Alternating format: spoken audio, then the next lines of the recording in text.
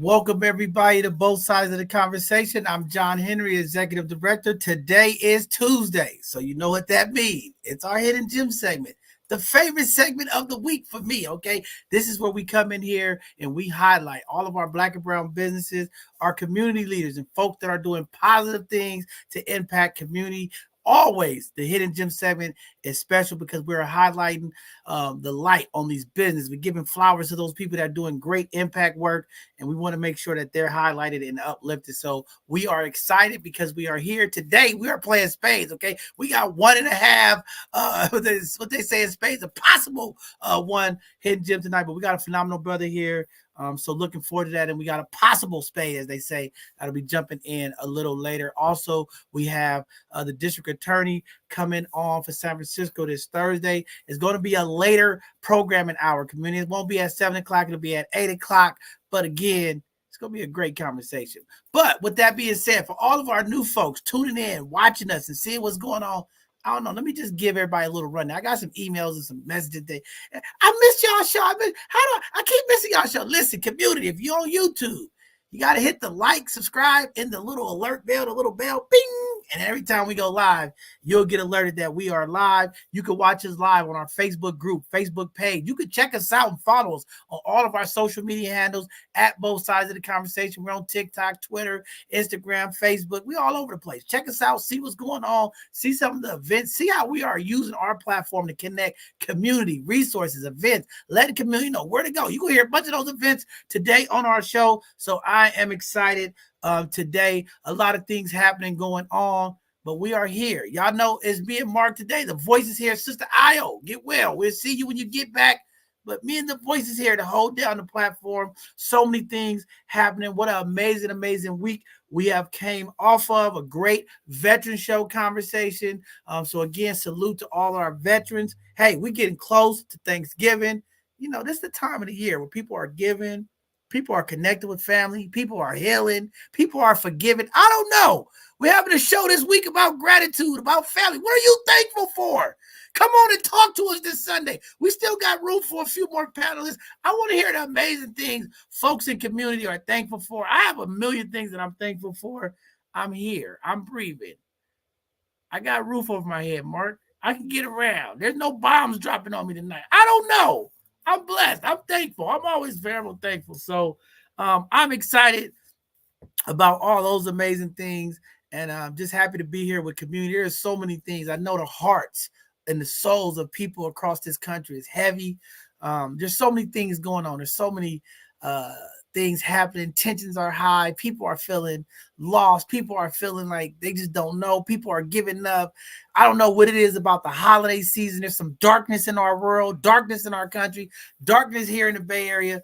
But there's still some hope, some shining light that is happening. Some amazing folks. And tonight we get to highlight another amazing hidden gem tonight. So with that being said, Brother Mark, the voice, he is here. How you doing, King? Talk to the people.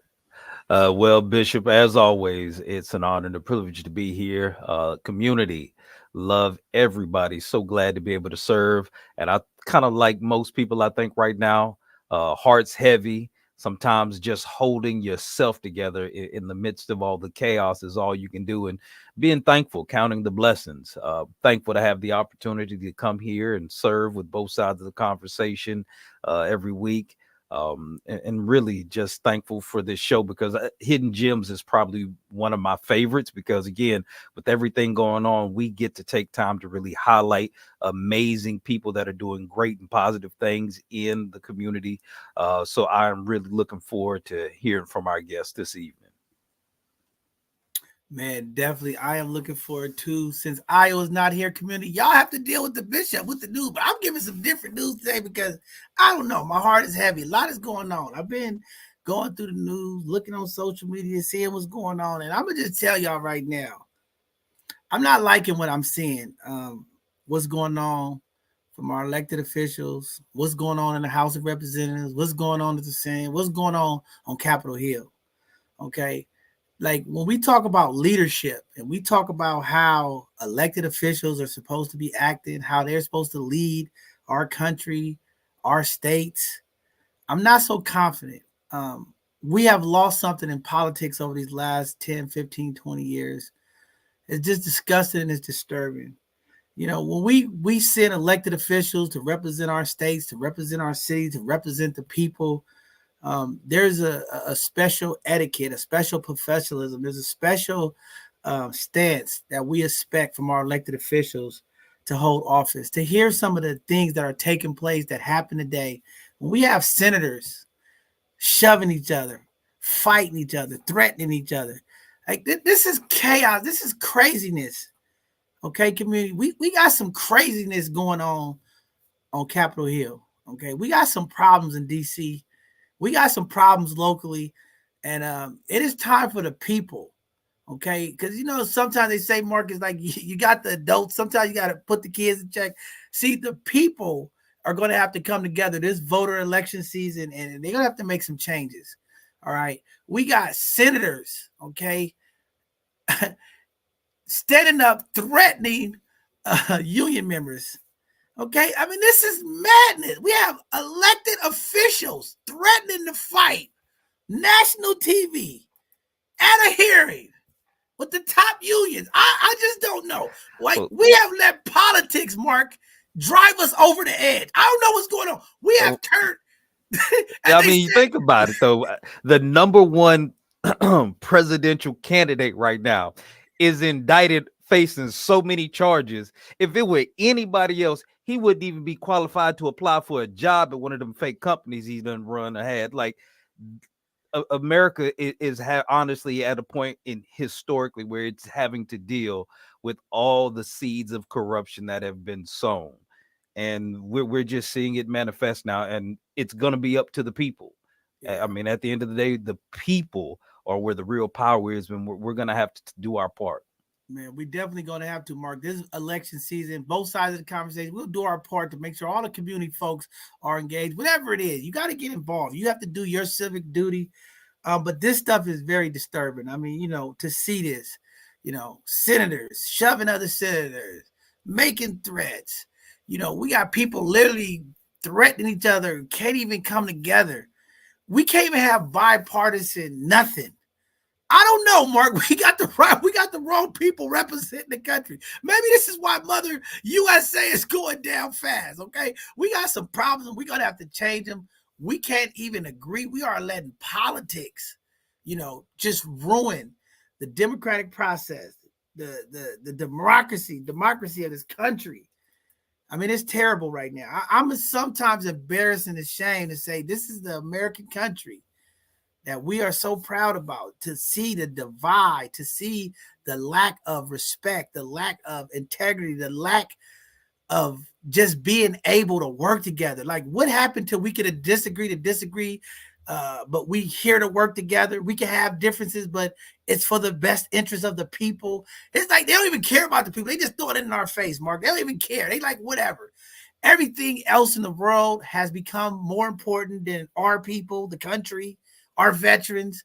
I mean, we are in terrible times, community. If you're not worried, okay, if you out there, you moseying around, I don't want to hear about politics, John. Hey, listen, you should be worried, okay? We have a disaster. As I've been saying for months, there's a volcano that is going to erupt in this country. I'm telling y'all, I can see the smoke, Mark. The lava is coming. We have a volcano that is going to erupt in this country in the near future. So just wanted to put that out there. That's the touching news for me, because there's so much stuff going on in this war in Israel and Gaza. And I had enough. I just had to just focus on home, what's going on here.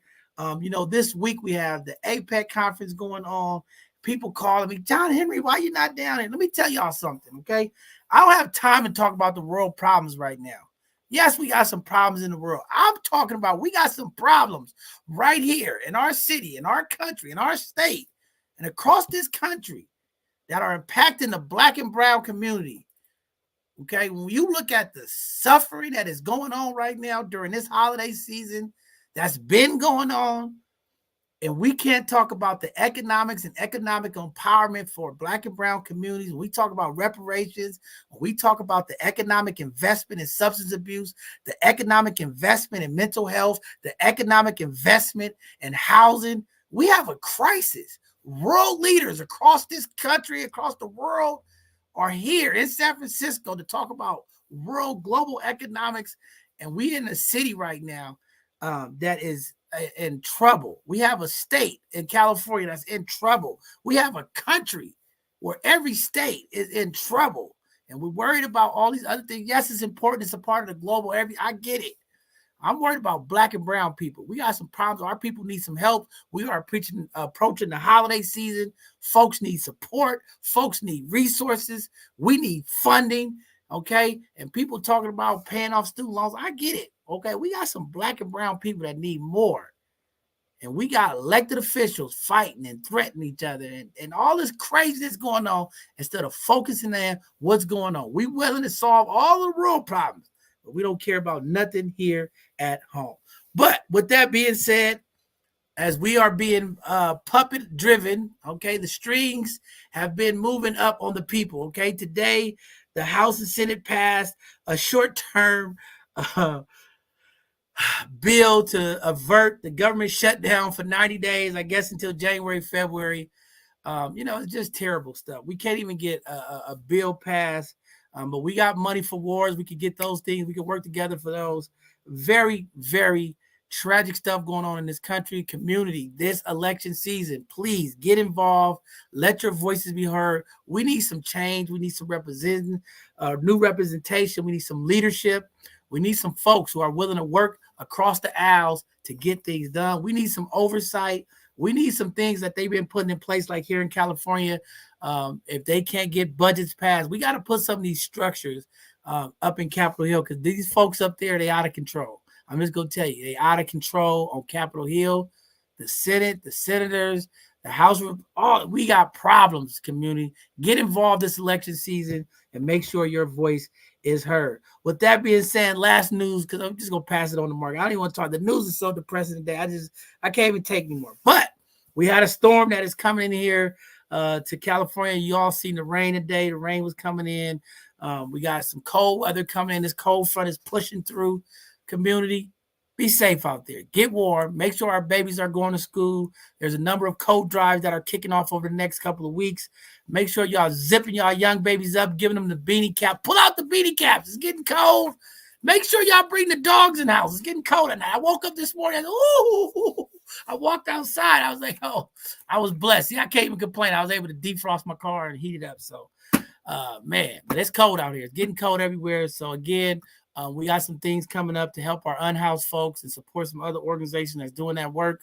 We're looking forward to working with Glide. Want to give a huge shout out to Glide and the amazing work that they do year in, year out, supporting our unhoused communities in San Francisco. Again, amazing organizations across the Bay Area and beyond. Community, let's continue to do our part. Let's go through our old clothes and let's go help and drop off clothes, hats, and beanie caps to any of the donation locations to help our unhoused folks. It is cold out there and they need some support. So again, community, thank you for being here. Mark, go ahead and take us through the events tonight. That was the news, okay? See, that's what happened with the Bishop. It's not even on cue. Go ahead, Brother Mark. All right, Bishop, I got you covered. Community, bear with me. We've got a lot of events. We want to make sure we get this information out so you know what's going on locally. The San Francisco Public Health Foundation, in collaboration with the San Francisco Department of Public Health, is requesting RFPs for the SDDT 2024 Healthy Community Support Grants. You can apply now through November 16th, 2023. For more info, follow the link below. And Supervisor Shaman Walton invites the community for an upcoming neighborhood office hour to speak with Supervisor Walton and discuss District 10 concerns on Thursday, November 16th from 10 to 11:30 a.m. at Mission Blue Coffee. For more info, see the email below. And join Equity or Else Power Series for a conversation about economic justice on Thursday, November 16th at 4 p.m. Register and gain more info at the link below. And the Bayview community invites you to the Celebration of Lights on Friday, November 17th from 5 p.m. to 8 p.m. at the Ruth Williams Opera House. There will be a tree lighting, community dinner, children activities, and more. For tickets and more info, visit the link below. And the SF Public Library presents a puzzle swap on Friday, November 17th from 3 p.m. to 5:30 p.m. Bring a puzzle in good condition to swap for a new challenge to take home. This event will be held at the Bayview Linda Brooks Burton branch at 5075 3rd Street and Revere. For more info, call the number below. And the Fall 2023 Community Creatives Workshop welcomes you to a free family fun event November 18th from 11 a.m. to 4 p.m. at the Palaga Recreation Center, located at 500 Felton Street in San Francisco. Participants can learn or improve a new skill with any of our specialized workshops. Topics will include sewing, hair braiding, self-defense, and beading and jewelry workshops. And enjoy free food and prizes as well. For more info, you can register at the link below. And Fathers to Founders presents the Black is Beautiful Health Resort on November 18th from 11 a.m. to 5 p.m. in the Tenderloin. We're seeking service providers, screeners, testers, and educators. For more info, see the number or the link below. And the AAACC asks you to join them for the Celebrate Black Music event. Save the date. It'll be Saturday, November 18th. For more info, see the link below. And the Bayview YMCA Family Resource Center and Festus Izzelli are hosting their 10th annual Thanksgiving Supper and Turkey Giveaway on Sunday, November 19th. Doors open at 2 p.m. and the program starts at 3 p.m. at the Bayview YMCA located at 1601 Lane Street.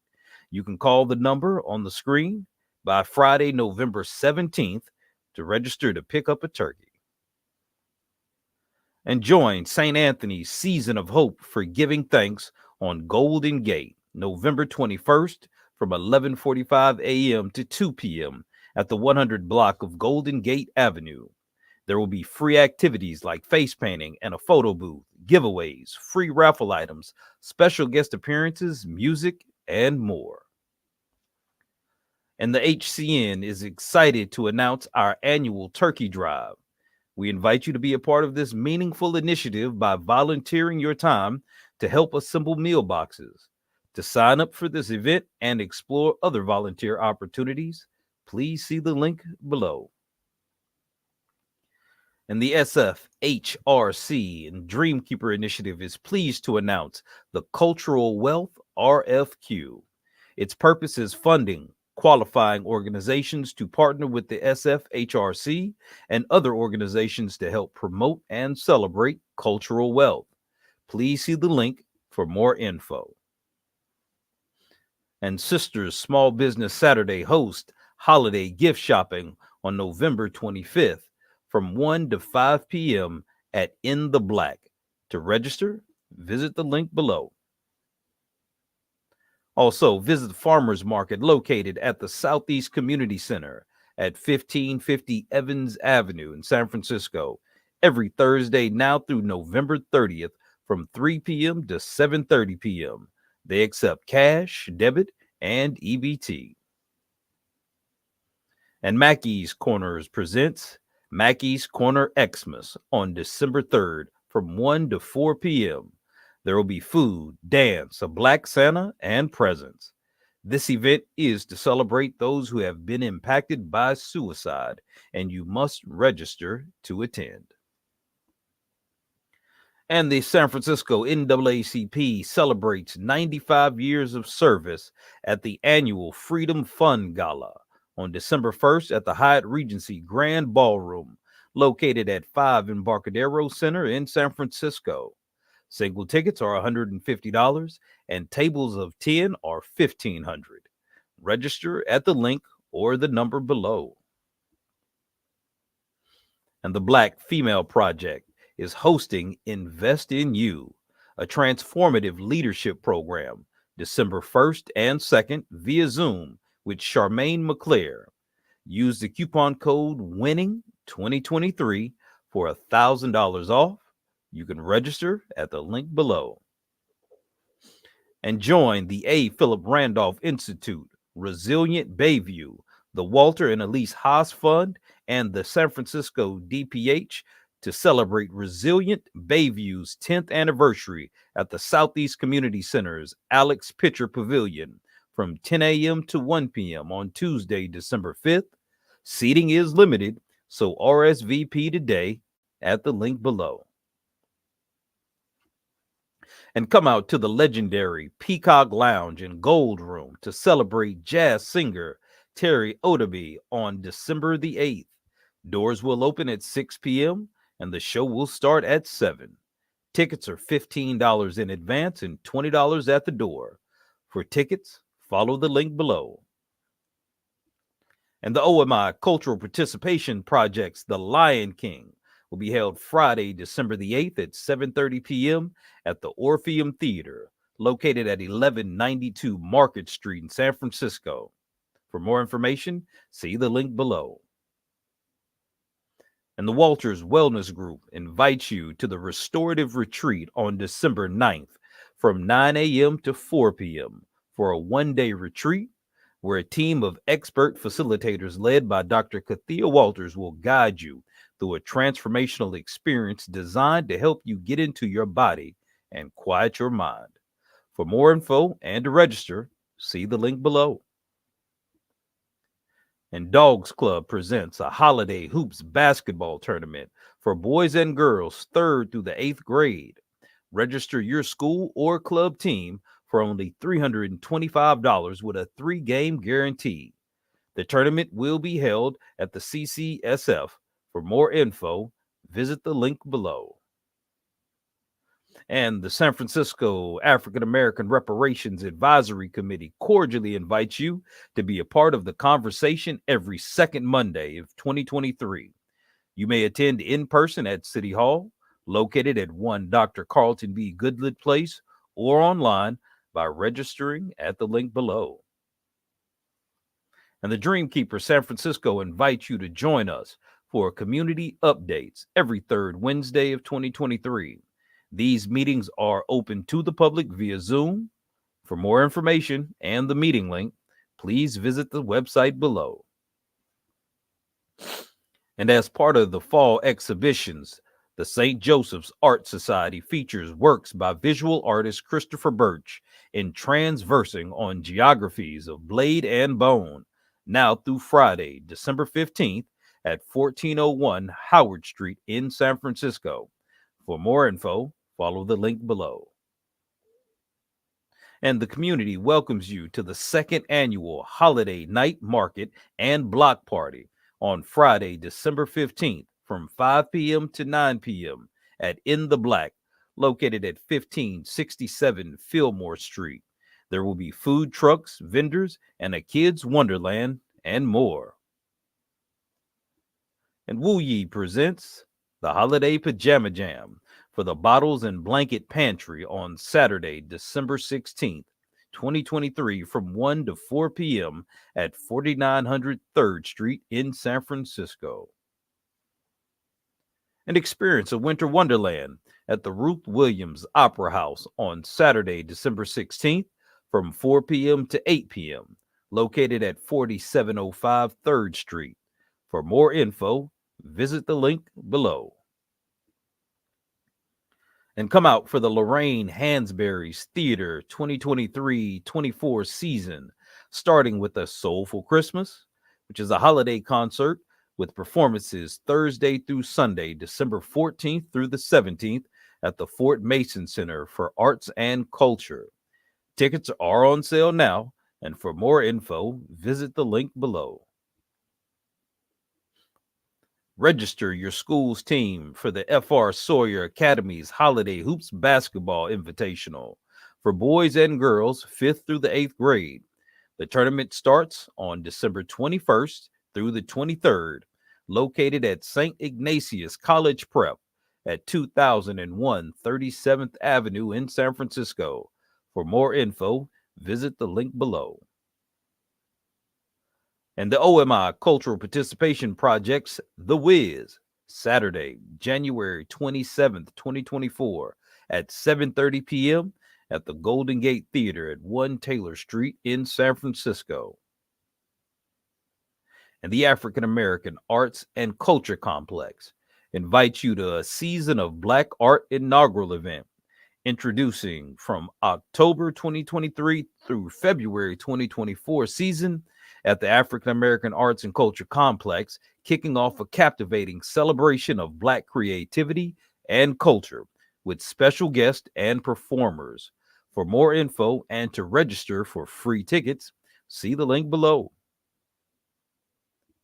And Into Action announces the Black Culture Preservation Mini Grants, Cycle 3, opening on January 25th and closing on February 26, 2024. For the March 1st through May 31st, 2024 season, you can get up to $9,500 in funding for Black cultural preservation events in the Tenderloin, Lakeview, Sunnydale, Visitation Valley, and OMI. To apply, see the link below. And the Dreamkeeper Initiative announces senior home repair program with an up to $50,000 forgivable loan to low to moderate income senior and or disabled homeowners residing in historically distressed and underserved neighborhoods in San Francisco. For more info, see the link below. And the San Francisco Human Rights Commission has regular bi-monthly commission meetings on the second and fourth Thursday of each month at 5 p.m. in the San Francisco City Hall Room 416. You can also attend via Zoom. Fathers to Founders hosts child support clinics every Tuesday and Wednesday from 11 a.m. to 2 p.m., located at 232 6th Street.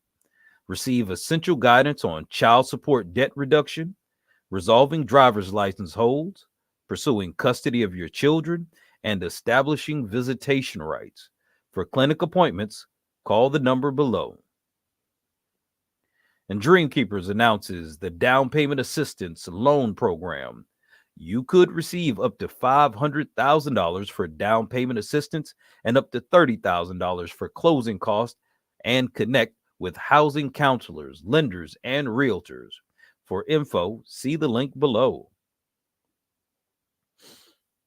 And Walters Wellness Group invites you to the Sip, Paint, and Center every first, third, and fifth Friday, where you can unwind and set the tone for your weekend, fueled by tea, creativity, and grounding, hosted by Dr. Kathia Walters and the Walters Wellness Group. For more info, see the link below. And join Fathers to Founders for Fatherhood Reimagined Therapy Group Sessions, held every Tuesday night from 6 to 7:30 p.m. They're ongoing. They started on October 24th, and they're located at 232 6th Street in San Francisco. There will be food served at each session. For more info, see the link and the phone number below.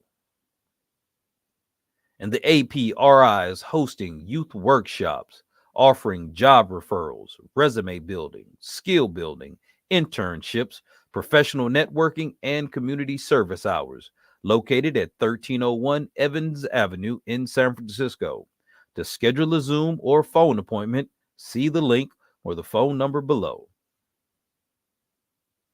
And come out to Fillmore's Friday Night Market every Friday from 4 to 9 p.m. on O'Farrell Street between Fillmore and Steiner for live music, barbecue, soul food, frozen desserts, retail vendors, games for kids, a dominoes tournament, prizes, and entertainment.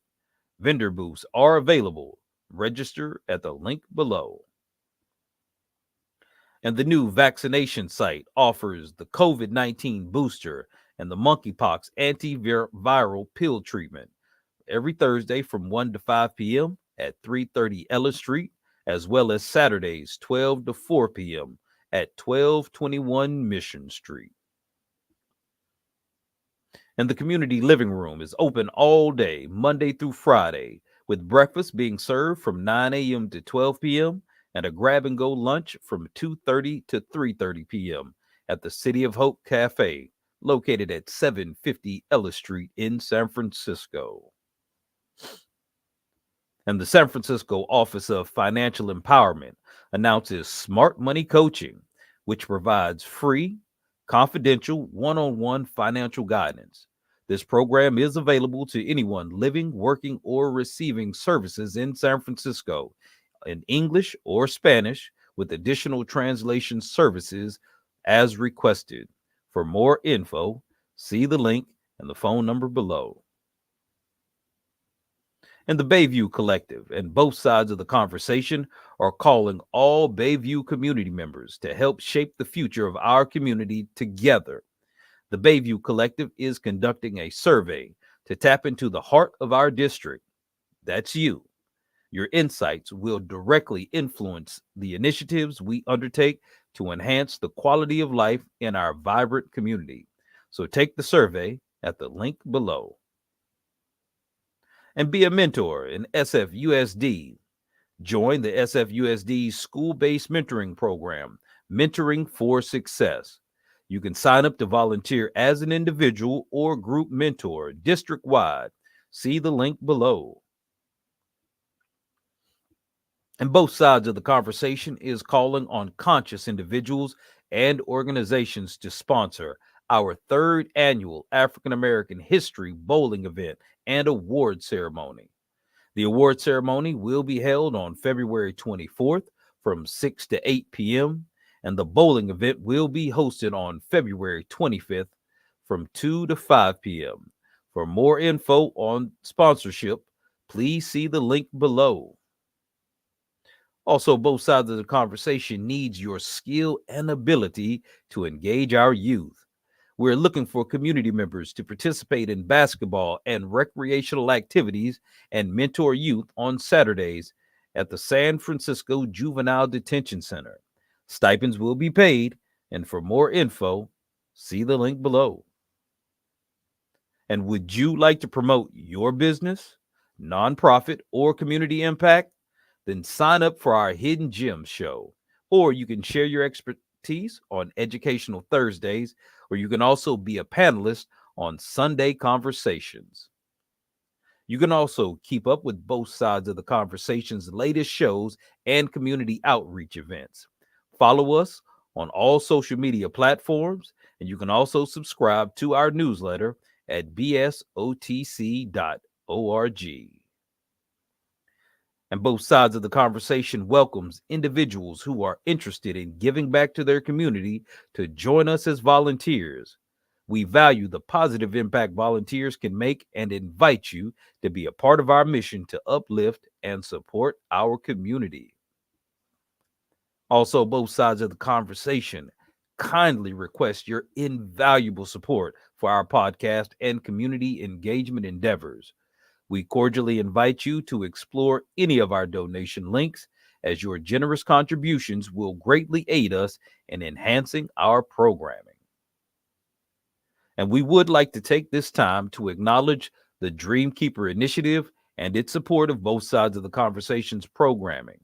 The Dreamkeepers Initiative amplifies the voices of and invest into San Francisco's diverse Black communities to reform public safety and address the structural inequities in San Francisco.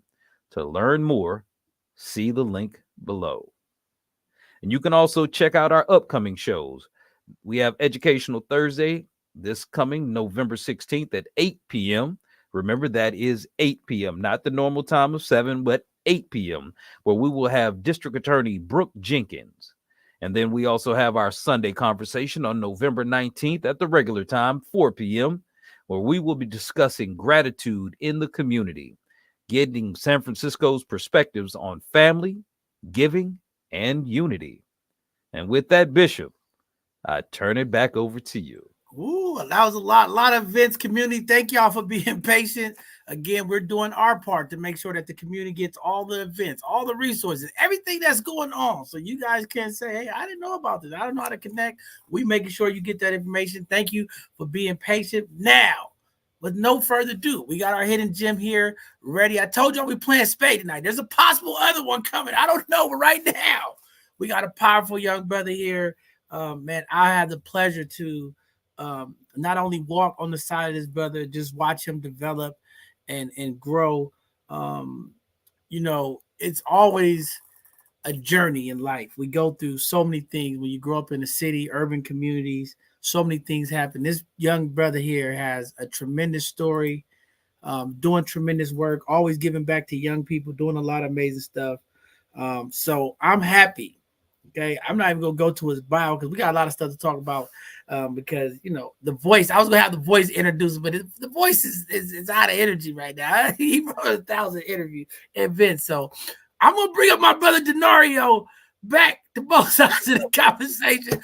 Brother Denario, you got a powerful story. I said I don't even want to take all of the talking points because you got a powerful story, and I want you to talk to the community about your books, your motivation, your mentor. Like, you're doing a lot of stuff, brother. And I just say a lot's a lot. But we're gonna have a conversation. But go ahead, Denario. Introduce yourself to the community. Let them know who you are. Give them a little background, and we're gonna touch on some things because I know it's very important. The second book here that's launching, and we want to make sure community gets connected, support you. We're going to buy some of those books today, but just really want to give you an opportunity. You are a hidden gem. After tonight, you are no longer hidden. Somebody will say, I didn't know that was Denario. Yes, this is the key. But Denario, brother, go ahead and introduce yourself to the community. Talk about what you got going on, and then we'll have some questions, and we'll have a quick conversation before we get out of here today. For sure. I want to say thank everybody. Thank you, John Henry, for welcoming me, brother. To God be the glory. Without God, I wouldn't even be here. Honestly, all things are possible with him. But I want to point the finger back at you, John. Man, we come a long way, brother. And I just want to congratulate you and just say, man, blessings and success on your podcast, everything that you're doing in the community. Keep shining your light, man. Keep the positive energy going because we need more leaders like you.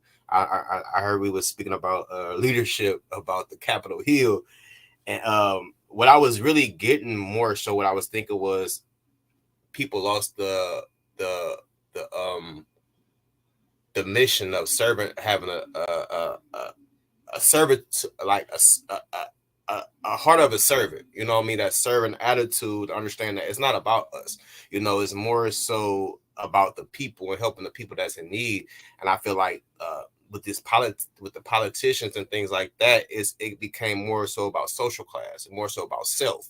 And when it becomes about self, we lose the vision of the real main goal, helping one another, uplifting one another, with the flag is say one nation under God, and understand that we can't do nothing without him. You know what I mean? And I've been seeing a lot of these leaders been trying to do things on their own, but like you said, you reap the benefits like that when you're trying to do things on your own. But I just want to say congratulations, brother. Keep the leadership going. We need more leaders like you, more black men like you, stepping up and leading us, man. Like, honestly, my name is Denario Langford. I'm a motivational speaker as well as an author.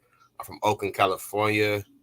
Man, it's a long journey. Honestly, I'm a book author of 2 books self-published. I'm just trying to lead this youth in a positive direction to understand that change is possible. And whatever that you want in life, your dreams can't come true. You just got to believe it and put in the steps towards it. And me personally, I wasn't like this. Like, it took years of growth. It took years of trial and error to get to where I'm at. And it's still, life is about growing, life is about evolving. But just to get here, it just took a lot of consistency, a lot of hard work and grit. And I can just honestly say, I'm welcoming this brand new year that's about to come, 2024, just with open arms and embracing the change that's coming.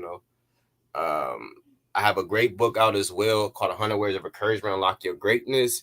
It's a book basically written to inspire readers to believe in themselves and to take a leap of faith towards their dreams, their goals, whatever they want in life, and just understand that all things are possible when you believe in the things that you want. I'll stop right there for now. All right, we go. Yeah, it's a lot. See, when you come on here, it's a lot. That's why I said I didn't want to read your bio and take all your talking points away, and then you be sitting there going, "Ja, what's going on?" But Denario, I want to take it back.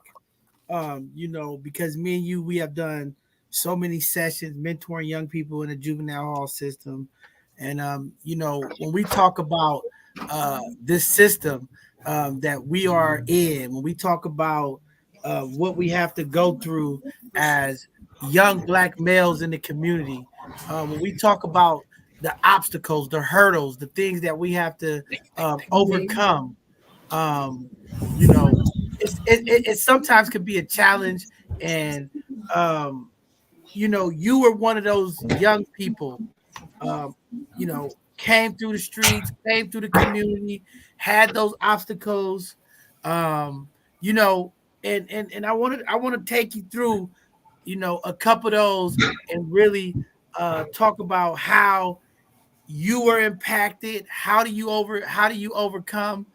Because I know there's a lot of people in the community that go through this all the time. We talk about our young Black male population. We talk about our young Black and Latino community. We talk about our brown community. Certain things in our community just impact us, right? And you are a survivor of gun violence. You've been shot. You've dealt with that. And I want to talk about that because there's something that we highlight and we really stress here on our podcast and the work that we do is really about this gun violence. I mean, this gun violence in our community is more than a crisis, is more than an epidemic. It is life or death at times.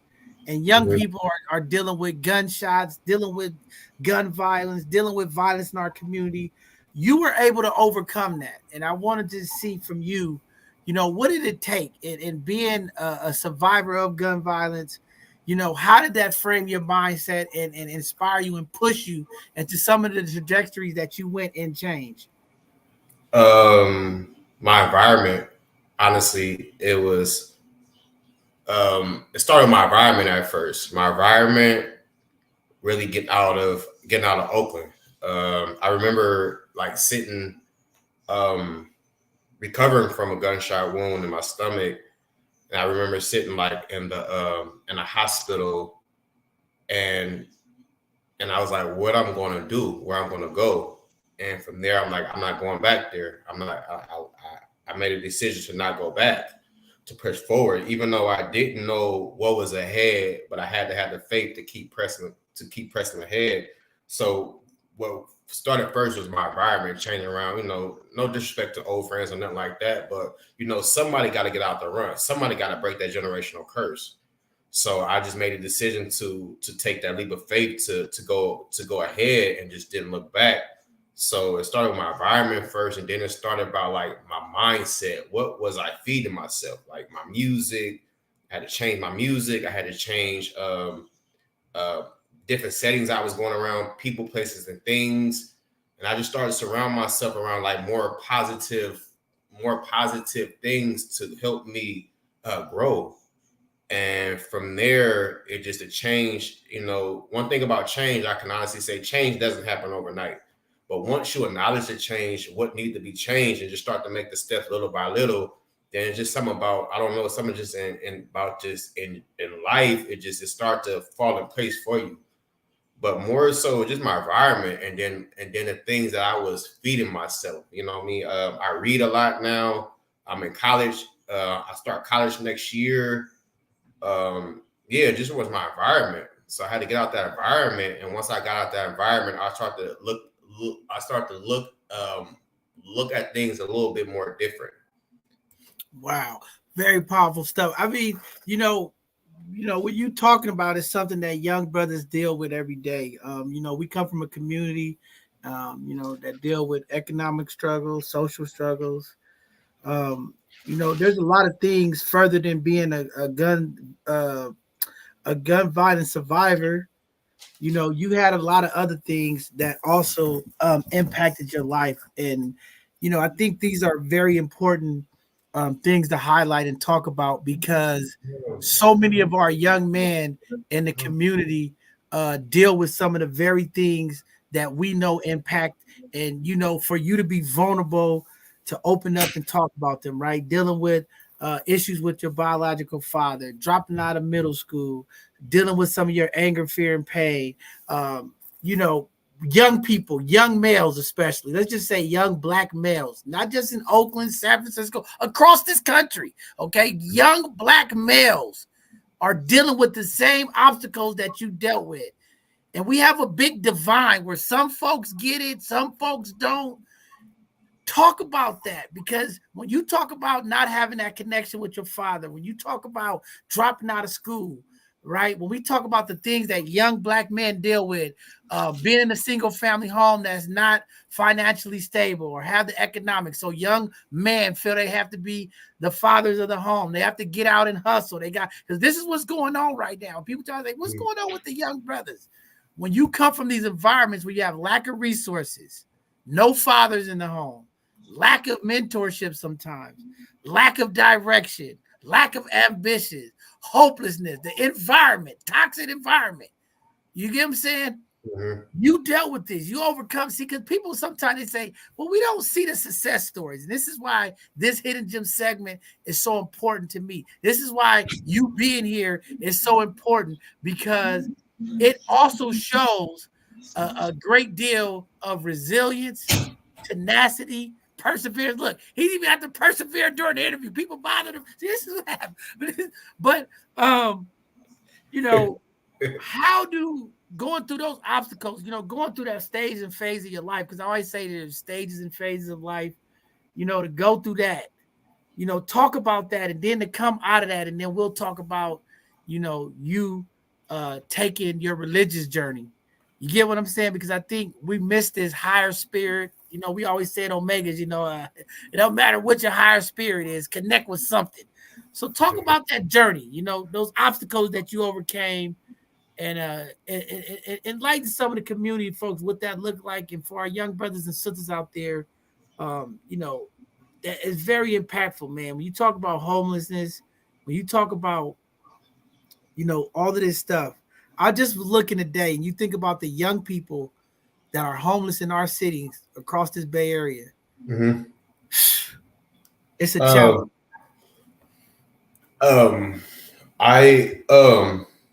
Man, I can relate to everything you said, John. 17, 18. I got shot in 2017. So 18, 19, 20, 21, 22. It's been 6 years. This is a 6-year journey. And one thing about it was I had to start all over, from being homeless to being jobless to not having nothing, you know. And it wasn't easy. It wasn't easy. And I remember telling myself, well, I know what's behind me. You know, I know to go sell some drugs. I know that lifestyle, but I don't know what's ahead. So I'm going to trust God. I'm going to have faith and just keep pressing forward. And from there, it's just like something about, you know, like I say, you reap what you sow, meaning I just decided to sow positive things out there to the universe. And as I just continue to keep that positive mindset and just continue to stay focused and keep pressing forward, you know, doors start opening up for me. But like, I was homeless before. I had to, I done been in a sanctuary shelter, a next door shelter. I done had to stand in front of Glide Memorial before to, you know, to get the bed. What else? The homeless shelter, Providence. So I didn't been through that, you know, to experience like at your lowest. But one thing I can say is, if you believe, you know, if I don't know who's out there listening, I'm just want to say, if you believe in yourself and understand that greater is inside of you, that greatness is inside of you, and understand that God didn't just create you, that you got gifts, talents, and skills, and that your mind is one of the most powerful asset that you have. Once you understand those things and just put your faith into action, meaning that just go ahead and go, you will start to understand that things are possible for you. Like I said, it wasn't an easy journey, but it was a lot of mental buildup that had to go about, you know, going about just in life, just pressing forward. a lot of challenges, a lot of obstacles was in my way, like my record. You know, I've been in like California Youth Authority, juvenile hall. I've been in prison before, and one thing that was stopping me from getting jobs that I wanted was my record. But I never let that stop me from my purpose of what I wanted. Like I grew up with, you know, not having a father, never met my father. At the time, my mom, you know, was living the street life. So I grew up, you know, in that kind of environment where all odds was against me. But it was the tenacity, the grit, the determination that I had within me to keep going, because I already knew, like, you know, what I like, far as already seen, you know, we already seen that what you know, so-called on the hood had to offer us, but I wanted to see the real world beyond the streets. So I just honestly say just that mindset of being determined and having a willing heart to go after the things that you want. Man, go ahead, brother Mark. I'm gonna let you jump in there because I'm trying to give you a minute to get your whistle wet. But go ahead and jump in there because I know when we talk about incarceration, I know that's a very important part for you. But yeah, go ahead, brother Mark. Jump in there because we got some more questions for you, brother. Oh, for sure. Brother Denario, man. First of all, I just want to celebrate you, brother. Thank you. As somebody, I think we all have this common thread in history here. We've all been through the system and come out of it with the mindset and the determination to be better. And a lot of times, because of our experiences, the world tends to have a negative light on us. We tend to have that quote unquote jacket on our back that we carry with us. But I almost look at it as kind of a superpower because of what we've survived. And can you kind of talk about how your experience growing up in the neighborhood, growing up being exposed to the life, understanding the street politics, how you've been able to transfer that skill set and those ability to navigate difficult environments and turn it into something positive to where you decided to make it an encouragement? Because a lot of people, again, they don't have that resilient mindset to take their struggles and turn them into something that they can serve with. You made that choice. So you talk about how you've kind of took some of the street politics and put it into your current works. Man, it's like I feel like at some point in time, like Monty used to say, it gets to a point in time where somebody got to wake up. And what I mean by that is at a awakening. You know, I had an awakening, and it was more so like, is this the route that I want to go? You know, we didn't see, you know, we didn't heard, you know, I mean, not heard, but we know that living the street life, you know, is only, you know, ain't no 401k plan and this type of stuff. It's either the grave or it's jail, or you know, beyond that. But, you know, two things, it's either grave or the jail. It's like, that's not where I want to go. I want to really live my life and see what life really had to offer me. But just speaking on just speaking far as when you said, far as how did I use like that street stuff that I learned, it was like I had to realize basically it was like it's like the same, like far as sales. I'm into sales and marketing now, but it's like the same thing. Like we, you know, me personally, I thought that selling drugs was, I thought that me growing up in my environment and me not having that leader or that male figure in my life to really, you know, lead me and guide me and let me know about, you know, the real world. I thought that, you know, selling drugs, I thought that was the way to go. I didn't know that it was really hurting people and it was wrong. It was illegal. I didn't understand that until I got older to really understand. It's not the way that I want to live, and it's not the way I want to feed my people or see my people like this. So with that being said, it's like, okay, I can flip this around now. You can sell, it's the same thing as you selling houses, same thing as me selling books, same thing as a person going to Walmart buying some toothpaste. It's all products. So I realized that I could turn this negative into something positive and just stuck with it. Man, that's very powerful. See, because we did a lot of groups, you know, and this is, I tell people, a lot of the people that's watching, they don't get inside when we do this work. But I can tell you, because I always tell people that when you said that, it made me think about the things that we did. Because I tell them when we was in the streets, we was out there all night. Yeah. So when people say, why you sleep 2 hours? I said, when I was out there in the streets, I stayed up all night. I didn't have to go to sleep. I hustled all night. All right, we was going to get the bag. So you transfer the things that you have into that grind, into that grit, into this corporate America, into this work ethics that we have. We take all of that. You get what I'm saying? Everything that we do is like you said, it's the same thing.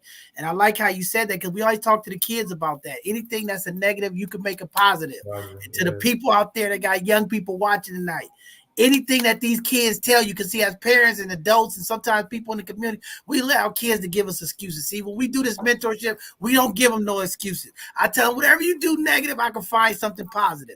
You like to break into cars, you could be a glazer. You can go put windows in. I don't know. You like to break into houses, you can go work for ADT to unlock the doors for people. I don't know. It's always something that you do that's negative that you could do positive. You like to sell drugs, you could be a pharmaceutical person. You could do sales. Whatever it is, you like to be on social media, you could be a social media influencer. I don't know, but we always tell them for everything negative, there's something positive. See, we have to be able to articulate to that young people, and sometimes we as adults, we get around these young people, we don't know. Oh, I don't know what you could do.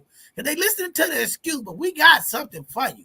Whatever you like to do negative, I can find you something positive. You like to steal cars, you could be a tow truck driver. I can keep going. You like to cook up the yayo, you could be a chef. I don't know. I can keep going. But there is an opportunity. There is an opportunity. And Denario, you know, one of the things that I want to talk about before we get into your spiritual journey in the book, and as we get closer to the end here, you know, you said something that I think is very valuable to community, especially our single mothers, because a lot of times single mothers don't understand the significant value of having that male role model, real male figure in the household.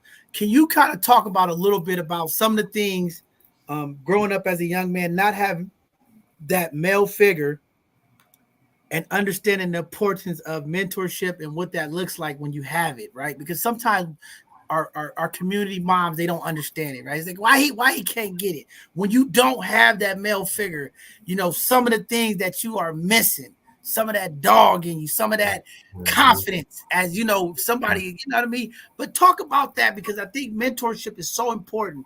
And this is why you are definitely one of those folks. And this is why you are here tonight. And this is why the work you do is so important, because you connect those intersections with those young people. When you speak to the young people, when you give your testimony and show your battle wounds from what you've been through, and you give them and let them know, it's a different understanding.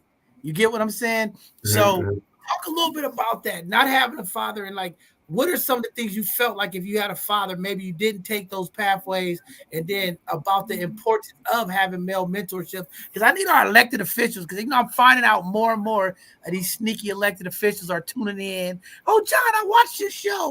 These are the people that's doing this violence prevention work. They're the ones who are creating the pathways for this. Why is it important to pay mentors? Okay, because I'm gonna tell you right now what's going on. Okay, I get all these people in the community. We got a lot of problems in the urban communities when it comes to young Black and brown kids, and all they say is we need more men to get involved. But then when it's time to do the mentorship work, all they talking about is they got $25 an hour for a brother that got to put his life on the line. So why they listening? Since they be sneaking in on my show listening, talk to these people out there. How important is mentorship, and why should we invest in mentors to help this generation of young people who are sometimes dysfunctional, violent, incoherent, and just don't understand? Why is that important, D? It's very important because a mentor is like your third eye. You know, like it's you as a person, but just realize you got another person on the side of you with experience, and not just with the experience, but want to see you be successful. So why not have a person that's position is to help me succeed? And it just more so, you know, like they say, the saying go, two heads is better than one. And a mentor is there to help guide you along the path towards your success, you know, help you to become that best version of yourself. I remember growing up, when I was young, I used to always tell myself that if I have kids, I don't want them to experience what I experienced. And I experienced like brokenness. Like I still do that up to this day, of questioning like, dang, why did I have a father? I wish I had a father. I wish it was like this, I'm healing from that, as we speak. And I'm 36 years old. But I always told myself, if I have kids, I don't ever want them to experience what I had to experience. And I feel that it is best for both kids to have both parents, because it's just very important. Because if it wasn't like that, I mean, if it wasn't for a male and a woman, we wouldn't be here. You know what I mean? So it's best for, the fathers to be in their kids' life, because I mean, who else gonna do it?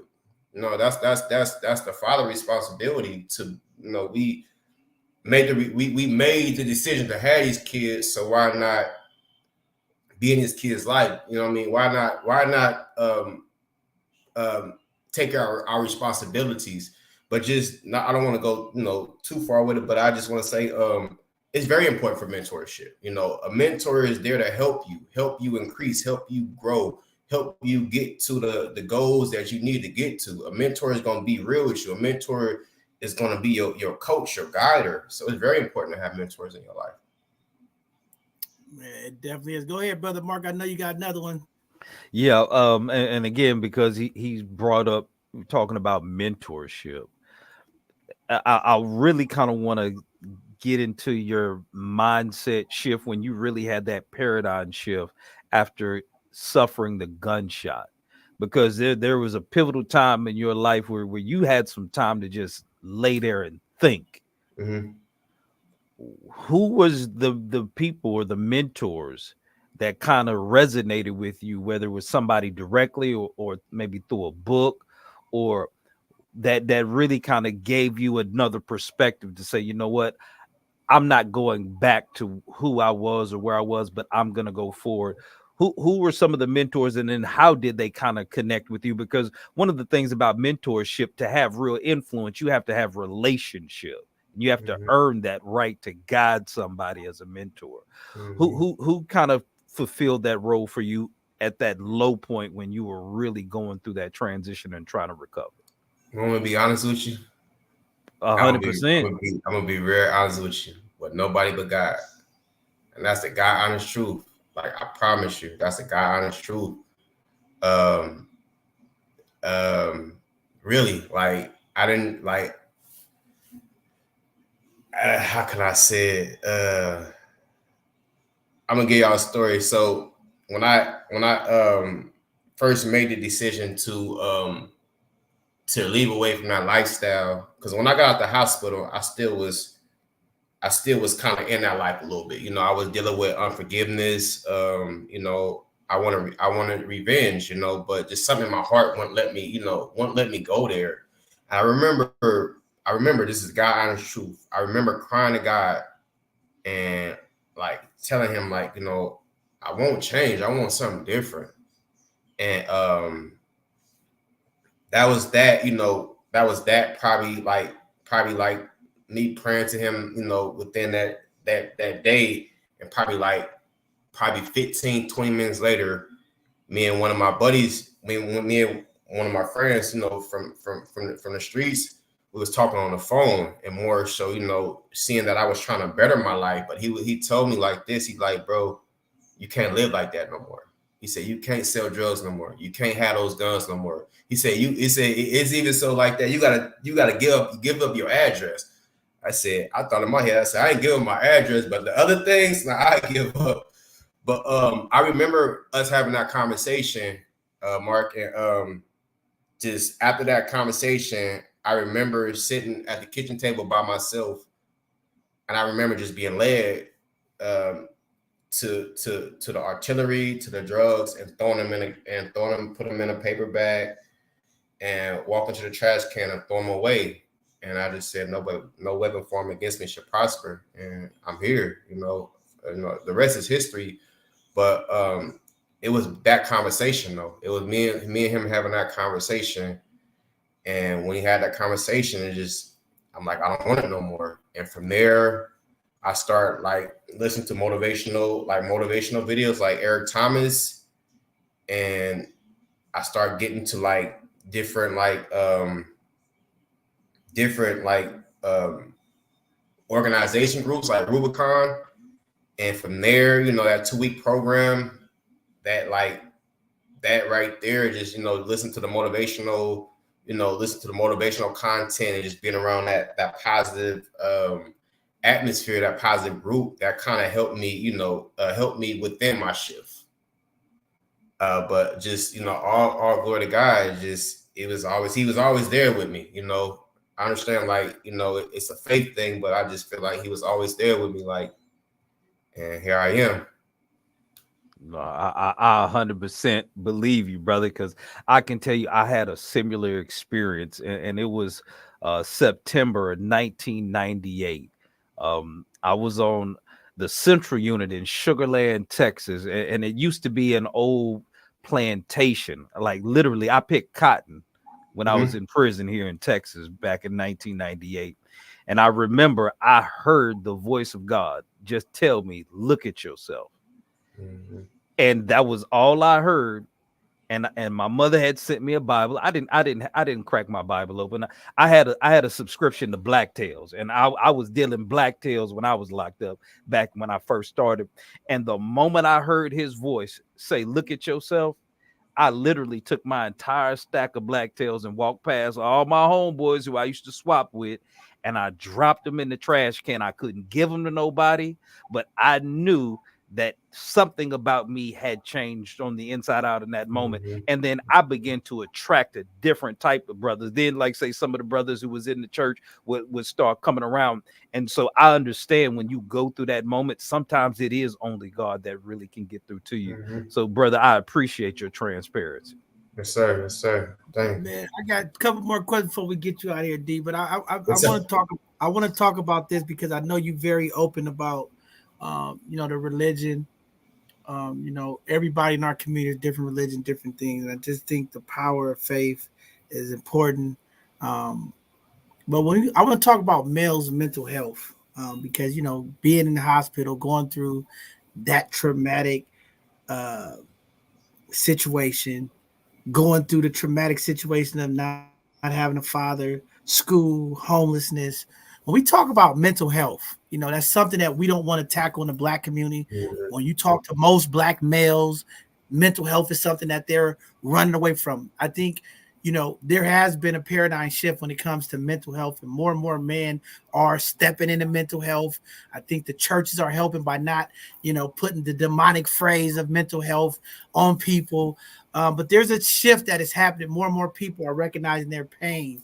But for you, going through that traumatic experience, right? We talk about mental health, where you was at a low point in your life, to tap into, that part of the health of you getting back up on top of connecting with God.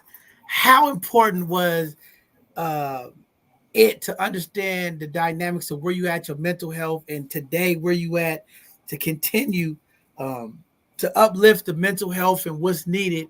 Because I think in our community, so many young brothers need mental health service because we deal with the PTSD, we deal with the anxiety, we deal with the depression. Being a gunshot victim, it's a paranoia. I have many friends that have been victims of gun violence, and the amount of paranoia, the things that they deal with coming out, right? It's one thing to be shot in the hospital, right? But it's that after stuff, getting out, feeling comfortable being around people, looking over your shoulder, having, social anxieties, not wanting to be around large groups. How did that impact your mental health and a lot of, your growth and development, tackling that and addressing those traumas and uplifting some of those pains, man? Man, it was traumatizing. I'm speaking about when I got shot in my stomach, and, it was like, I said, like, yo, a lot of main arteries is there, but I had to go through a lot. Like, I medical induced coma for 6 days. I woke up at ICU. I couldn't walk in the beginning, had tubes in my body, had a colostomy bag. That was the beginning stage. And then, like, probably 4 years later, I had to go back in surgery, I think like a year and a half ago, to get the colostomy bag taken off. It was very, very traumatizing, very stressful, but it was all about mindset. Like, the willingness to just condition my mind to that positive self-talk, that positive self-talk, to just tell myself like, this shall come to pass. This, I will overcome this. So it's just that positive self-talk and just condition my mind to keep pushing myself. It wasn't easy, man. I promise you, it wasn't easy. It was stressful. I couldn't work without like say for instance, I had a colostomy bag. I'd be working and I turn the wrong way and then boom, it hit me and the stuff fall on me. Like that was so embarrassing, but it was just the mental strength. That's what I was looking for, the mental strength, man. Just continue to condition my mind, that positive self-talk, like we got to understand that our words are powerful. The Bible say our words carry life and death in the tongue. So it was more so just speaking positive words, positive things, to my situation, and just keeping a positive mindset and positive attitude. And that's basically what it's about, John, just having a positive mind and positive attitude and just having that strong faith within believing in yourself and just to keep pressing, keep pressing, keep going, and that's what got me here, that positive self-talk, building that mental strength and just having the willingness to just having a willing heart to go to want change, to want better. Man, that's very dope. I talked about it, early. I want to tap into this religion thing before you get out here because I know you're a man of faith, a man of God. Given what's going on, the climate of the church environment across this country, more and more young people are stepping away from faith, religion, because of some of the stuff that is taking place, the historic stuff. You've been in a particular place to have that encounter with the Lord and the voice of the Lord, the inspiration of the Lord. The numbers aren't increasing, to some of our families out there, young people. How do we get them connected back into the church? How do we get our young people connected to some kind of spiritual, whatever religion, whatever it is? How do we encourage our young people? Because, you talk about this. We've had all kind of guests who come on to talk about that spiritual connection, how the favor of the Lord and how, spiritual religion, different things have impacted their life. How do we sell this to young people, Denario? How do we get young people to believe it is important to get connected with their higher being and getting connected? And how do we engage young people to get back into the church and make church and spiritual connecting part of like the community, to community change, the community engagement with the young people of our community? I'm gonna say this. I'm relationship over religion. Let's just say it like that. It's about having a personal relationship with God before anything. And one of the ways is more so, like God said in the Bible, he said, have faith to know that he even exists. You know what I mean? So it's the faith, the believing part, before anything. You got to believe that he exists, that he is here. And God is not a human, he's a spirit. So, understand that he exists. And then not just that, but, God is just like how we are, we people, you know what I mean? Even though he's a spirit, you know what I mean? But as far as he's a being. So it's like, understand that he's real and just spirit and truth. But more so importantly, it's the faith and really having a personal relationship with him, like as far as, heart, mind, everything. And one thing I can honestly say, man, God is not forceful. God is not, you got to believe in, that's not God. God is a gentleman. God is humble. God is humble. God is peace. God is love. God is comfort, and it's just more so just understand that he do exist, acknowledge that part. When we say fear God, it's not a fear that, I'm scared of God because we know he's superior, but it's a respect, like we would respect our parents.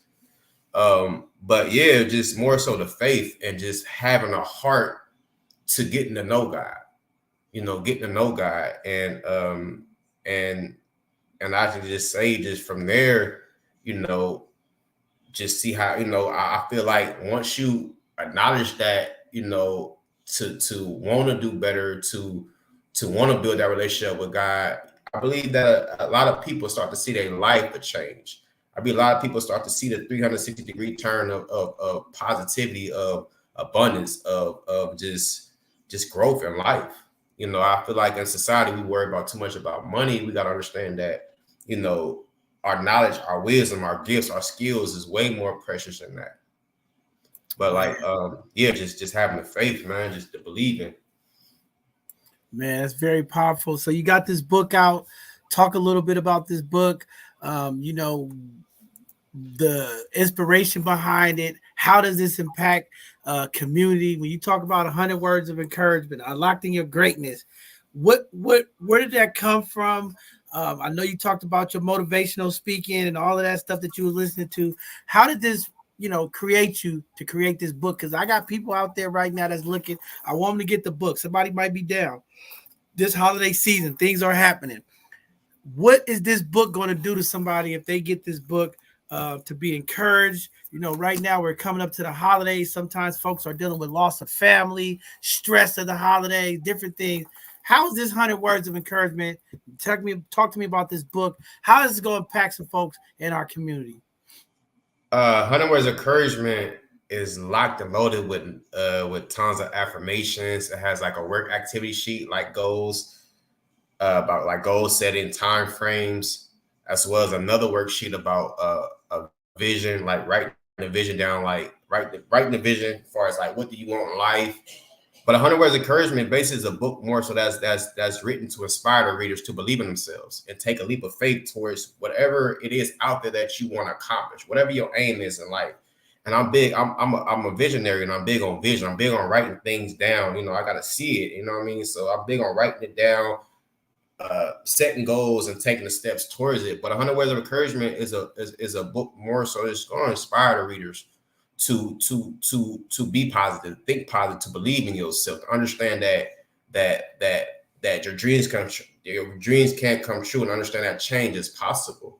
But this book is just filled with tons of affirmations to help increase the confidence in people to go after whatever goal, whatever dream it is out there that you have, and understand that it is possible.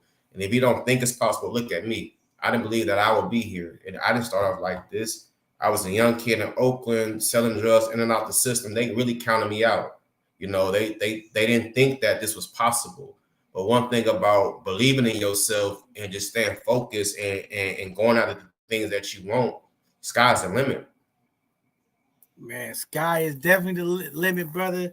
So many opportunities for you. I'm seeing Denario vision board parties happening for the new year. You popping up everywhere. Hey, I need 50 people to come do vision boards with me. I don't know. Great things coming, Key.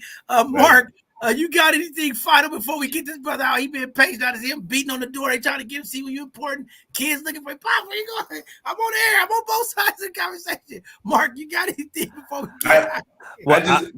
Not to cut you off, Mark, I just want to say one thing, John. While Mark was giving out the stuff, I was working on my vision board party. I promise you, bro. Go ahead. Ha ha ha. Well, then that ties in perfectly then, because I just got one favor to ask you, brother. Yes, sir. Because there's so many things I know with the wisdom that God has given you from your experience that you could give out from your books.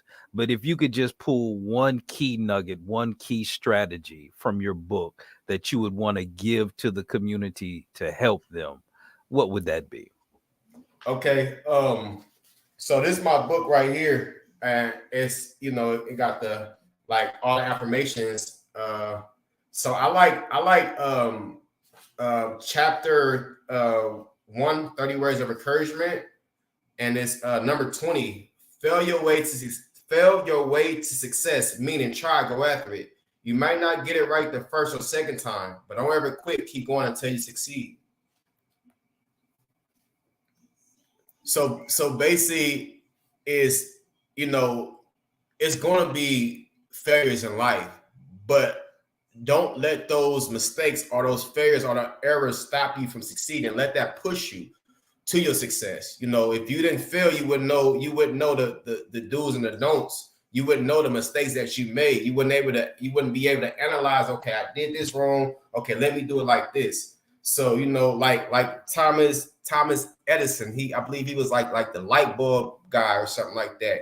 He kept going till he reached he tried like 1,000,000 or 1,000 sometimes, but he kept going until he got it right. So basically what I'm saying is no matter what you go through, no matter how many failures or mistakes that you made, keep going until you succeed. Like I tell people, if you quit, how would you see your wins?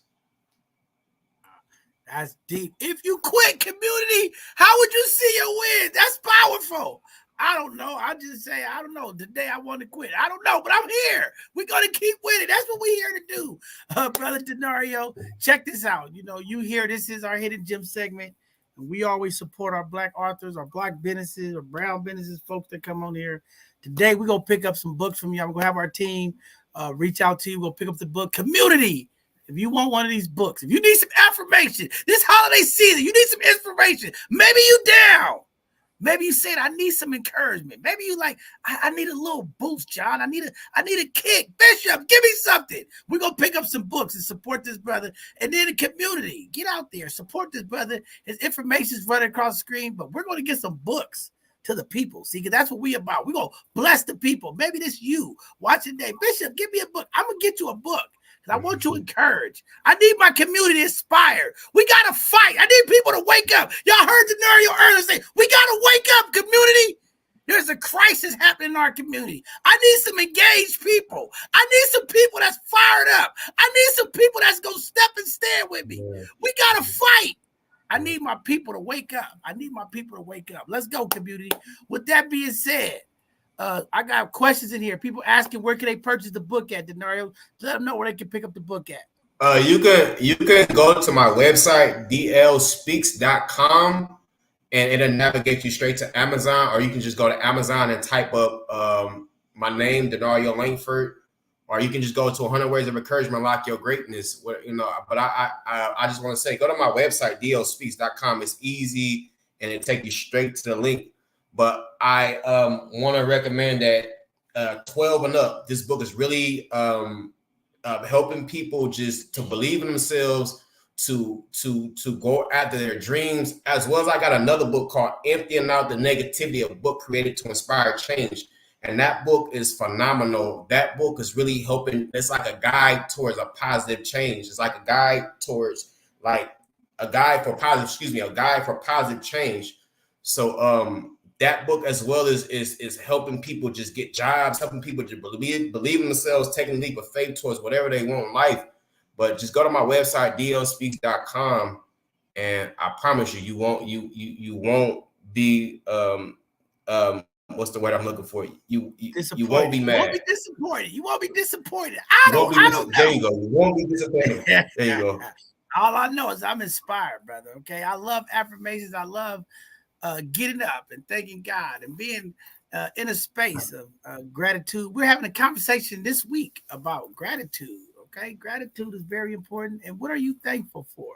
I'm thankful that you are here, brother. I'm thankful that the Lord woke you again. I'm thankful that even through all the obstacles, the Lord is using you to tell the story. Your testimony is going to help somebody today. Somebody's out there dealing with homelessness. Somebody's out there dealing in a fatherless home. Somebody's out there feeling hopeless. But tonight, you heard from Denario. You should be uplifted. You should be inspired. 100 words of encouragement. Go pick up the book, community. We will. Go support you. And before I leave, I just want to, this is in the back of the book, 100 Ways of Encouragement. I would like to read before we get off, John, if it's okay. Yes, please do it, brother, because I want to give you some parting words too. So go ahead, read the final chapter, give some parting words and shots out, and then that'll carry you out, brother. For sure. This is like the back of the book is called the I Will Affirmations. I will love myself. I will be a blessing to others. I will aim towards greatness.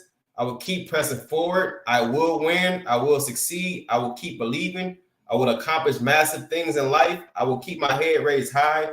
I will be the best that I can be.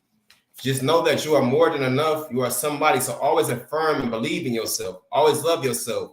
And do not ever give up on yourself, because purpose is attached to the greatness inside of you. I love y'all. God bless y'all. And all I can say is just keep pressing forward, keep going, and stay positive. I love that. I'm gonna just say this: community. I didn't hear I try. I coulda, woulda, shoulda. I heard I will. I will step and stand. I will overcome. Step with the bishop. Hey, Brother Denario, before you get out of here, I want you to give all your shots out, okay? Because I can't have you come on here and not shout out the people that supported you, the family, whoever. Because I don't want them to lie and say, man, you was on both sides of the conversation. Man, I was there with you when it was out. I was on the side of you too at the hospital. But go ahead and give out your shout out to all the people in the community. Give them some parting words, brother, before you get out of here. Something from the heart, people. Man, before anything, I want to give a big shout out to you, John, for making this possible. Even I think what's her name? Ayo? Oh, Ayo. Ira, I want to give a big shout out to her for just the communication, the contact. I want to give a big shout out to the whole team of both sides of the conversation. I want to give a big shout out to all the listeners out there. I just want to say greater success to you. God bless y'all. John, man, thank you, man. I just want to say, man, keep it going, keep climbing. Man, I seen we use the PG&E, man. You know what I'm saying? So just doing this, man, is motivational to me, brother, just to keep pressing as well, man. It's very inspiring, honestly. And also, Omega's Boys Club, I love y'all. Jack, man, without Jack, man, I wouldn't know, man. Jack gave me the opportunity to really speak to the youth, and that right there gave me my flame to my fire. So I just want to say God bless y'all, and I thank y'all for the opportunity. And I love y'all. I thank you. I know Sister I wanted to be here today. She wasn't feeling well, but I'll definitely make sure she get the message. I'm sure she's watching. She's over there sick in the bed. Oh, thank you, brother. Thank you, brother. But I will let her know. But Denario, before you go, seriously, we're going to let you go after this because we got to get out of here. But I want you to give some parting words, right? Because there's a single mother out there with a young man right now that she's probably dealing with. The situation might be challenging. It's the holidays coming up. Maybe there's somebody dealing with a brother, a family member incarcerated. Maybe there's somebody out there right now in a hospital room who's dealing with a gunshot victim.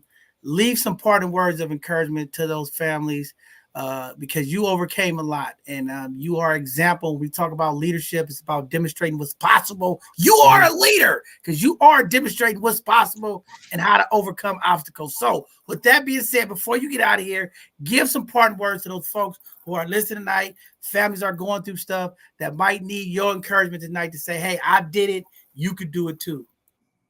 I want to say thank you to Sabrina Two Hudson for purchasing as well. Thank you, sis.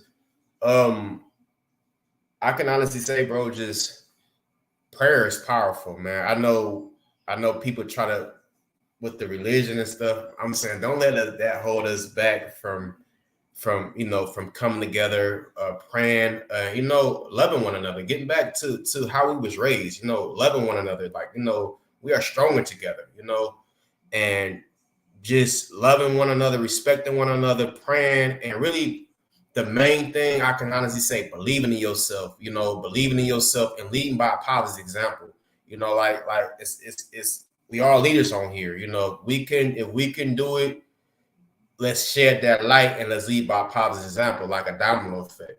But it is more so believing in yourself, loving one another, and being patient, whatever obstacle or challenge that may be presented towards you, be patient in it, like the Bible say, rejoice in your trials and tribulations and let it grow you, let it grow you. Don't kill you, make you stronger. Let it grow you, let it build you. But just loving one another, being patient, and whatever you're going through, and understand that it's greater on the other side. Just keep pressing and just having that faith and just staying prayed up. Man, very powerful stuff. D, before you go, just want to say, brother, I love you. Okay, thank you, brother. I love you too. And I'm gonna tell you why I say this, because publicly, Black man, we have to start telling each other we love each other. We have to uplift each other. We got to break all of this foolishness. It's okay to see another Black man grow. It's okay to see another Black man win. It's okay when a brother's down to pick him up, not tear him down. We need more brothers to love each other. This is why tonight is kind of different because Io's not here. But it's all brothers, kings, uplifting each other, supporting each other. Kings supporting kings. Yeah, some greatness happening. When we talk about the man of the community, we need more men to stand up in our community. We need you to continue to push. You are an inspiration. Somebody's watching. The best part of this work is somebody's watching. Keep doing what you're doing, brother. My team is going to reach out to you. We're going to purchase some books, get them out to some folks in the community that may not be feeling so great and encouraged. And we're going to use your book to help utilize their fires. Again, thank you for being here, brother. Appreciate you. Looking forward to seeing you coming back up when you get some free time to come talk to the youth, because it's always great. You know, you have a way with your words with the young people. And I just want to tell you, man, I appreciate you. Look at that. You got 2 books purchased. We'll purchase a bunch. Thank There you go. I'm just telling you, God is good. But brother, thank you. I know it's late. You got to get out of here. I just want to say thank you, brother. We're going to keep pushing your information out there. Don't give up. Community, you have hope. If you don't have any hope tonight, Brother Denario, all the obstacles, all of the things that he could have said, I quit, he still got up and kept persevering. So thank you, brother, for being here.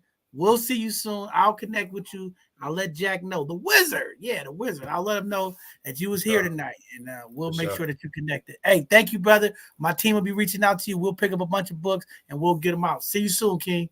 For sure. Love you, brother. Man, I love y'all. Brother. Y'all keep up the great work. All right, stay tuned, brother. Peace. For sure, brother. All right. Brother Mark. Oh, no IO today. It's just me and you. Today, you got to give a great call to action. It's me and you. What a great show tonight. I don't know. We was playing spade. We had a possible one. I don't know where my other guests at. You sandbagged me tonight, okay? I lost the spade game tonight. It's all right. This is what this segment's all about, uplifting people. When you hear stories like this, Mark, you know, I'm always inspired. I get emotional because, you know, we know the struggles to overcome. We know what it takes to be a Black man to go through these systems, these systems of incarceration, these systems of oppression, these systems of racist systemic hatred on Black people. But we still somehow find a way to overcome. When you see brothers like that, don't you just get another fire burning? I don't know, community. I'm excited. You should be at home. You said it's hope.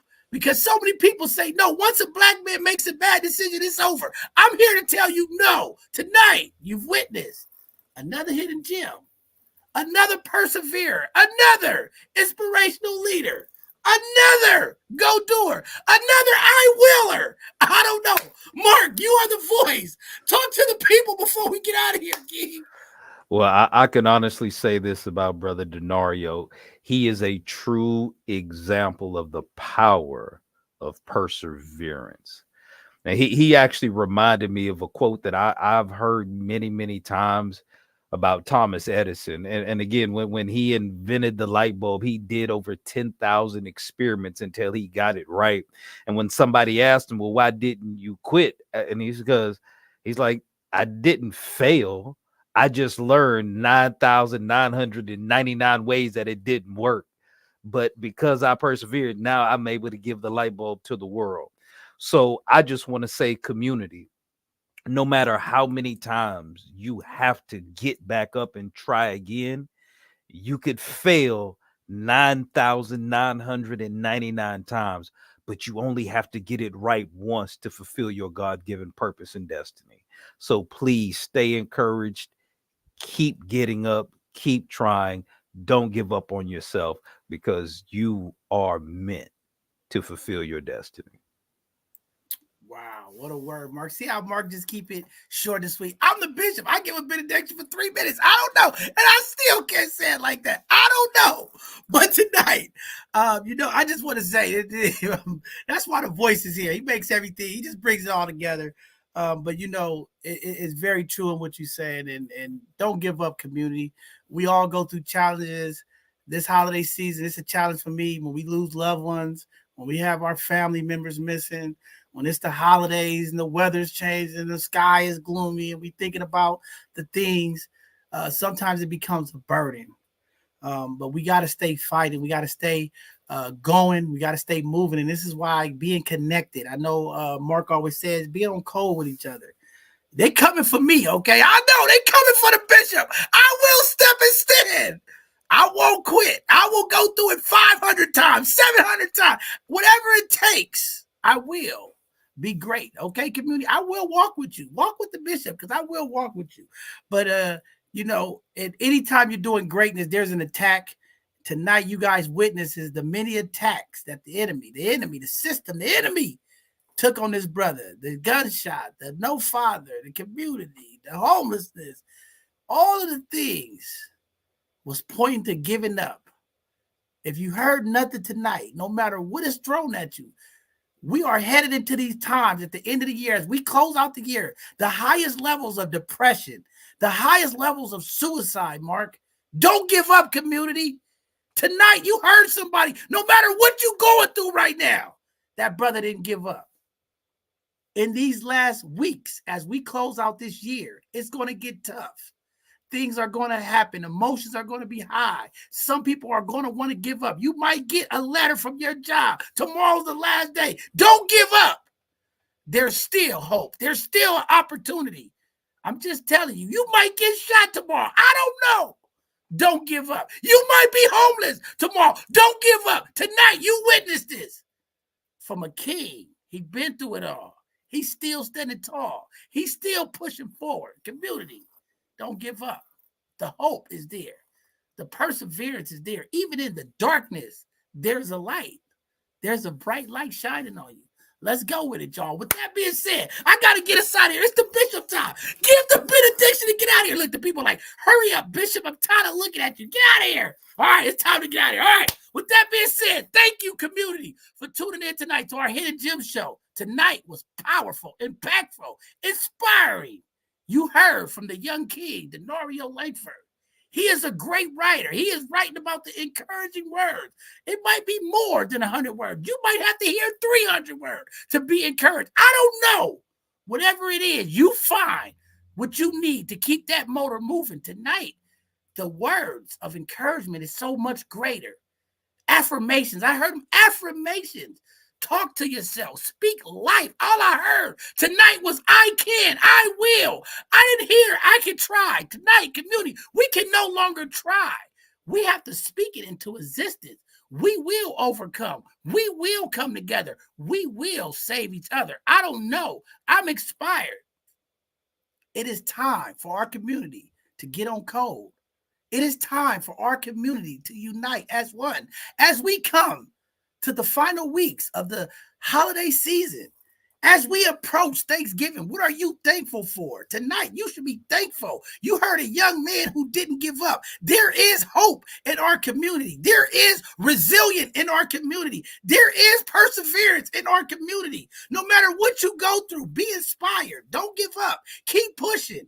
Keep staying motivated. Find a way. Everything that is negative, there is a positive. You might get that pink slip. You might get that notice. You might get that eviction. I don't know. But tonight, you should be inspired that even through it all, with the help of the Lord, with the connection of the people, with the resilience of your mind, with the encouragement of the words, with the attempts of failure, that there is an opportunity to break the ceiling tonight. Community, you should be all right. I feel good. I'm inspired. I'm looking for more words. I don't know. But with that being said, uplift yourself. All I can say is eagles fly with eagles. Tweety birds fly with Tweety birds. Pigeons don't even get off the ground. I don't know. Who are you flying with? Let's fly high, community. Let's soar high. See, eagles, they are the birds that fly the highest. They can soar the longest. They can flap their wings the hardest. They can come and see things that other birds can't see. Tonight, I hope you see an opportunity of winning. I hope tonight, as you are flying with the other eagles, you can see the opportunity. You can soar higher than the pigeons, the haters. You can fly high. You can see things that you ain't see. All I know is I'm an eagle. I'm looking for my eagles out there. Fly with me. I don't want to fly with the Tweety birds. I want to fly higher. I want to do more. I hope you are inspired tonight. Come on, eagles, fly with me. All of the Tweety birds, just stay over there, Tweety birds. I'm looking for the eagles. Fly with me tonight. Tonight, I'm inspired. Thank you for tuning in. This Hidden Gem segment was special to me. The level of intensity, the level of opportunity. There's so many ways that story could have went. But at the end of it, he left with 100 words of encouragement, Mark. He left with encouragement. There's so many words before the encouragement that he could have gave up. No father, no opportunities, being shot, being incarcerated, on the streets. He came through all of that and left you tonight with 100 words of encouragement. Go purchase his book. Go support him. See community reciprocity. Support. Uplift the brothers. I don't know. I'm looking for the Eagles, Mark. Fly with me. All of the Eagles. I'm flying high. All you Tweety birds, stay down there. All the Tweety birds, don't even try to fly as high as us Eagles, okay? All of the pigeons. Be careful what you eat down there, pigeons. You might explode. I don't know. It might be a Excelsior in that bread you eat. Because the Eagles, we fly high. We see the good food. I don't know. Come on, community, fly with us. I don't know. Have a good evening, everybody. That's all I can say. All right. With our next live show is this Thursday, okay? We have a special segment. Okay, I'm telling all the community tonight. Don't be texting me talking about it's 7 o'clock. Why you guys are not on the Hey, listen, community. This Thursday, 8 o'clock, special segment, Educational Thursday. We're going to have the San Francisco District Attorney, Brooke Jenkins. She's going to come on here and talk with us, answer some questions, and educate community about her office, the work she's doing, a number of things. We're going to have DJ Brooke Jenkins on here. Okay, I'm giving y'all a sneak preview. I got to mess with the DA when she come on here. All right, but listen, this Thursday, 8 o'clock will be our next live show. We'll have San Francisco District Attorney DA Jenkins on. Please tune in. If you have comments, questions you want to ask, things you feel, put it in the comments. We'll get up there and we'll try to get her to answer as many as she can. She's here for a short time, okay? It's APEC week. A lot of things going on. It's hard to move these elected officials. She's dedicated. She's coming on at 8 o'clock at night. I don't know. Most of these elected officials at 5 o'clock, they punch the clock and it's over, okay? DA Jenkins is staying up late with both sides of the conversation. She's staying up with the bishop. Y'all better tune in. It's going to be a great show. And then this Sunday, we'll have our Sunday conversation as we get close to our Thanksgiving week. Okay, y'all, this is very important stuff. There's so many things to be thankful for. I'm thankful for the amazing both sides of the conversation team I have. I am thankful for the voice, Mark. I am thankful for Io. I'm thankful for all of the amazing folks that continue to uplift me and motivate me to keep going. Yeah, I want to quit, but I have to look in the mirror and I say, wait a second, I'm an eagle. I'm flying high. I can't land yet. I don't know, but I'm just saying, community, it's a lot of things to be thankful for. We have room. If you are one of those people that say, you know what, John, this year, I'm going to have a little bit more humility and compassion. I want to talk about the things that I'm thankful for. Sign up. Come on, let's talk. Let's have a show about positivity. Because I'm going to tell y'all, we're going to have a show about get it off your chest. I don't know. It's going to be a get it off your chest. I'm going to let the whole community come out here and get their issues off their chest. Before the end of the year, I'm going to open up my airway. You guys can come on and just go crazy. I don't know. I'm just saying, we're going to get it off our chest. But this Sunday, if you are really thankful for some of the things that are taking place in your life, there's so many things we could be thankful for. We would love to hear you. Be a part of this Sunday conversation. I want you all to inspire somebody this weekend as we talk about gratitude and things that we are thankful for. So with that being said, thank you all for tuning in, putting up with me tonight. I mean, I don't know. I'm an eagle. I'm flying high, okay?